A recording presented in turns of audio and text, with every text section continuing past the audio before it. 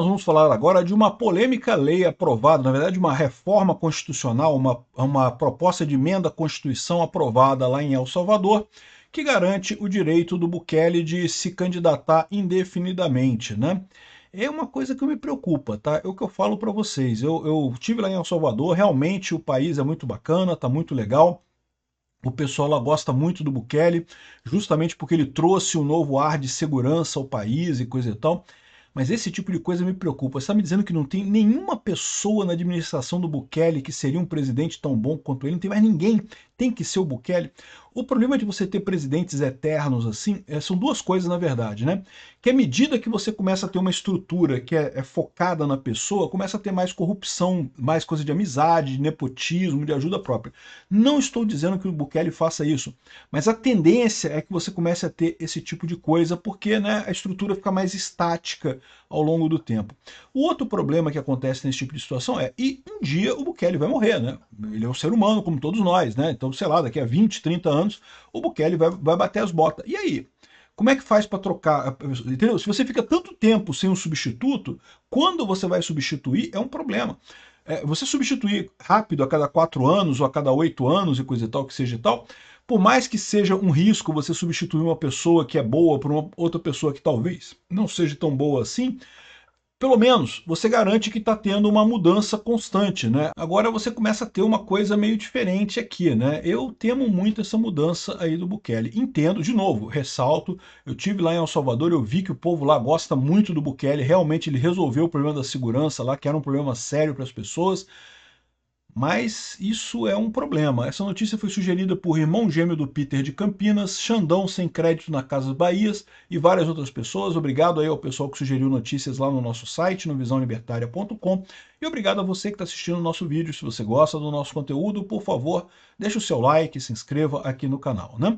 Pois bem, há muito tempo que eu falo com vocês que eu vejo essa questão da nova direita, né, que está surgindo. Na verdade, o pessoal tende a ver como uma coisa só, um movimento só, mas eu vejo que na verdade é a queda da esquerda, né? O que está surgindo é um monte de alternativas diferentes. O Bolsonaro e o Trump são muito diferentes. O que une os dois, na verdade, é mais os percalços da perseguição deles pela esquerda e coisa e tal. Mas em termos de política, o Bolsonaro foi muito mais liberal que o Trump, né? O Bolsonaro diminuiu impostos, diminuiu tarifas, diminuiu um monte de coisa, diminuiu o tamanho do Estado, né? O Trump começou com alguns cortes lá nos Estados Unidos, mas não cortou muita coisa não, né? Meio que parou essa história toda, né? Então, assim, e a mesma coisa com o Bukele, né? O Bukele ele tem uma visão mais de repressão, de segurança pública e coisa e tal, que, de novo, eu já falei para vocês, eu não gosto do modelo Bukele, mas eu tenho certeza que aqui no Brasil faria um sucesso enorme. O candidato que conseguisse vender como Bukele aqui no Brasil ganha fácil eleição por aqui, porque segurança pública é um ponto alarmante aqui no Brasil, né? A minha opinião, vocês sabem, é que a economia é o mais importante que tudo. Então eu acho que a posição, por exemplo, do Bolsonaro, mais liberal, é a melhor de todas. Tem outras posições melhores ainda, como a do Milei na Argentina. Do Milei, então, é excelente. O Milei, você vê que o foco dele é a economia. Ah, ele está fazendo os presídios, mega presídios lá na Argentina, igual o Bukele? Está fazendo, é lógico, né? A Patrícia Bullrich pegou essa visão de ser durona contra o crime, coisa e tal. E, de novo, acho bacana isso. Assim, segurança pública é uma coisa importante. Eu tenho certeza que o povo gosta muito disso e coisa e tal. Enfim, esse é o ponto que eu falo para vocês. Eu acho um erro catalogar essa turma toda como se fosse a mesma coisa, né? O Orbán na Hungria, por exemplo. O pessoal gosta de falar, comparar o Bolsonaro com o Orbán. Cara, o Orbán é um idiota, cara. O Orbán é um idiota, é uma porta aquele cara. O cara da Romênia, então nem digo, o cara da Romênia que foi impedido de disputar a eleição é um cara que é realmente um espião russo, né? E ficava o pessoal comparando o Bolsonaro com ele. Não tem comparação, são coisas diferentes. São coisas diferentes, tá? Então, assim, essa coisa do Bukele de poder se reeleger indefinidamente me preocupa. Olha só, foi um voto arrasador, né? Foi 57 dos 60 parlamentares votaram a favor dessa emenda constitucional. Vocês lembram, o Bukele também conseguiu a maioria na Suprema Corte lá de El Salvador, então ele controla o governo todo, não tem muito o que mudar nisso, e isso me preocupa. De novo, ele tem algumas ideias bacanas? Tem, pô, a questão de Bitcoin lá em El Salvador, muito legal. Achei bacana ele ter partido para esse lado, e está se dando bem pra caramba, porque comprou um monte de Bitcoin, e agora o Tesouro de El Salvador só dá lucro, porque o Bitcoin sobe e eles ganham dinheiro com isso, né?